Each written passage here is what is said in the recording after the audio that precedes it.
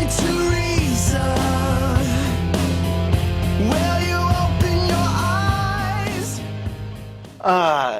Jay in Tampa, Florida. Yes.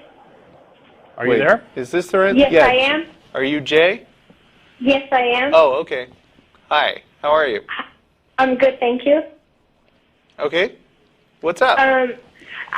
Nothing. I was just listening to your conversation regarding prayer, and I was calling because I feel otherwise from what you guys discussed, and I think that prayer does work, and it does have an effect on events that happen. I do agree that you cannot conclude that, you can't pinpoint any event that occurs down to one certain prayer, but I do believe that it does have an effect. Well, if you can't pinpoint it, then how could you justify that it actually works? Because when they've done independent studies on how different words and different forms of music affect, for example, there's a study done on water crystals by Masaru Emoto. I'm sure you've heard of it. And yes, we have. They did, and they did studies we think on that's how a complete crock, by the way. I don't mean to be rude. I'm just saying that was. I think this study was featured in What the Bleep Do We Know? Is that correct? Which Linnea and I watched last year, and it was okay. I am thinking of the right one, and I mean, I don't want to say anything about it because I'm going to have to sit here and read up on the internet. But I very distinctly remember reading up on it and finding all kinds of ways in which other scientists went over that study and found that it was incredibly flawed and not performed according to standards. Right. I mean, I haven't. I mean, I'm sure there's a lot of critique out there on that work, and quite honestly, I haven't looked into it, so I can't say anything about that. But from what I read, I mean, that's where I'm coming from. From that, I've heard that research has been done, and it worked out where they took polluted water and the crystals from the Buddhist monks' prayers ended up turning into a more balanced geometric shape. And not only that, but I mean, there's evidence that, sound travels far, and that whenever you say anything, it kind of resonates. Yeah, I mean, sound does. Yeah, but wait. Sound does that, but there's no indication that the content of the sound has any effect on something. I mean, let's take a concrete example. Do you think if prayer works that you could flip a coin and pray for the outcome and have the result come out better than random chance? Like if you prayed for it to come up heads every time, would you expect that it would come up heads at least 75% of the time? Well, yeah, and that's I really don't. I can't, comment on that. So and it that's doesn't the point work I in was that making, sense. was that I can't determine that I can't determine that any outcome that comes out of anything we do is solely based on the prayer that was made for it.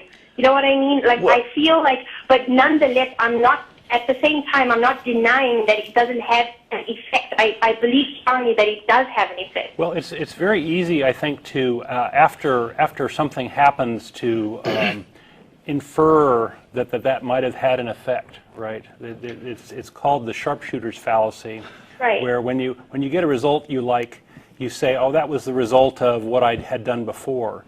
Whereas if you really want to test it, you have to do a controlled test where you have where you have some very, very specific objective in mind and a timeout, so that you can say this did or did not occur, and you take out the subjectivity, and that's very important. And and I understand what you're saying, and I believe that. I'm not saying that I'm not necessarily attributing a prayer to a positive outcome. Sometimes negative outcomes come out even though you prayed. And I'm just saying that I think that universally everything is so. I believe that everything resonates. Each and everything affects me and my thoughts, and so that even when I pray, there's a universal law that applies to everything that I want. So it's this idea that you make your own reality? Outcome. Sorry? It's this idea that you make your own reality? Yes, Okay. kind of, yeah. Yeah. But I mean, if there's no way to check on that, then that's essentially wishful thinking. I mean, you can believe whatever you want, but I mean, if you say that, like if you say that the results of the prayer are equally likely to be positive or negative, Right.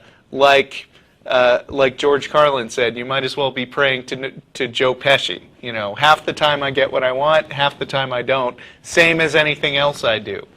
Right.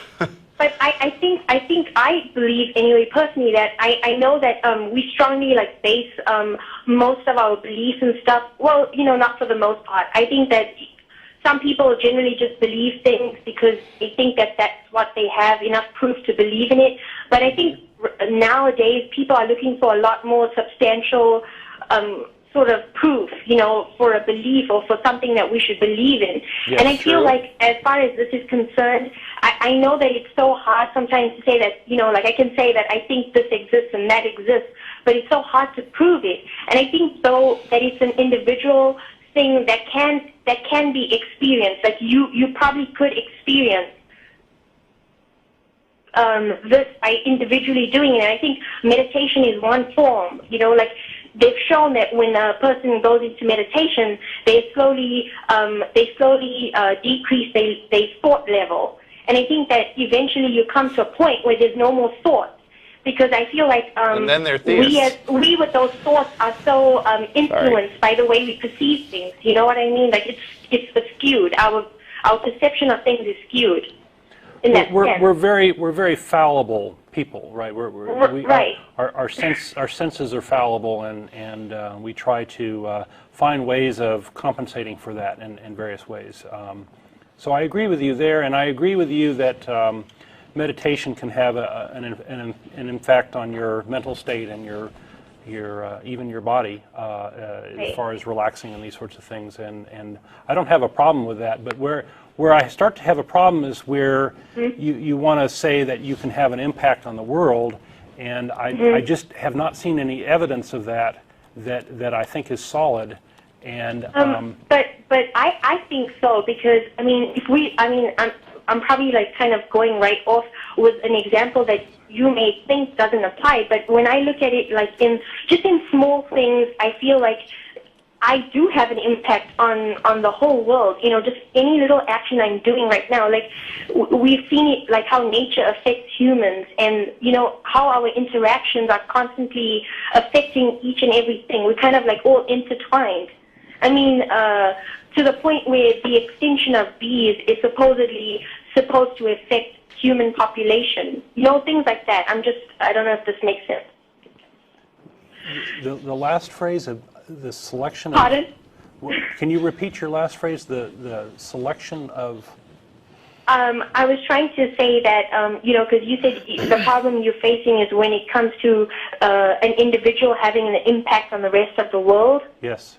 And I believe that I do have an impact on the rest of the world. In everything that I do, it's like a ripple effect. If you throw a stone in the river, it's going to ripple, you know? I mean, it's fine that you believe that stuff, but I feel like we're just going around in circles because I don't believe that stuff. So, you know, we've got two contrary claims here, and... Right. And if there's nothing concrete that we can say about, I mean, you know, we can't say that prayer works in a particular sense. We can't say that it actually has a specific expected effect. We can't say that you can pray and concretely predict the results and be right more often than random chance.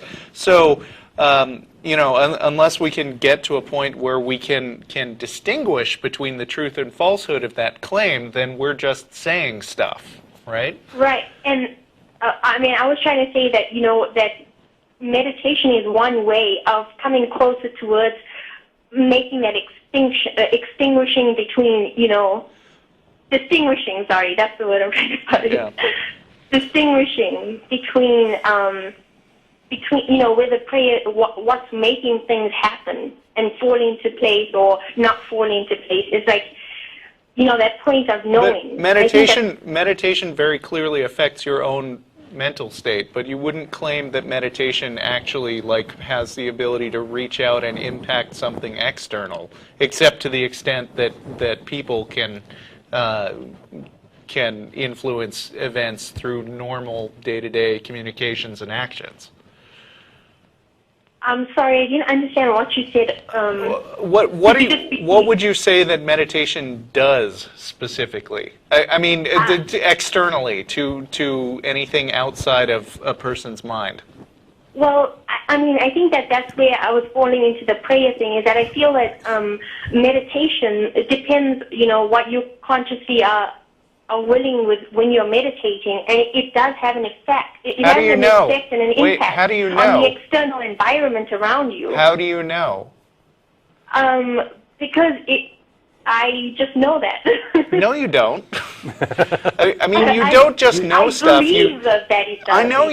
I know you just believe that, but I mean, you were saying earlier that people have higher standards of evidence, and that's partly because people have learned to be less gullible. I mean, there's all sorts of things that people. There's all sorts of things that people have believed in the past. Experience if you meditate. I'm saying that it's an individual person that has to do it. One has to do it to know that it has an effect. Okay. I feel, and I think that you I don't know. Yeah. All right. I'll stop there. Well, I'm not sure we can get much more out of this conversation, so yeah. Sorry. No, that's okay. Couldn't go a little further, but thanks for calling. Thank you, Okay. Bye-bye. Bye.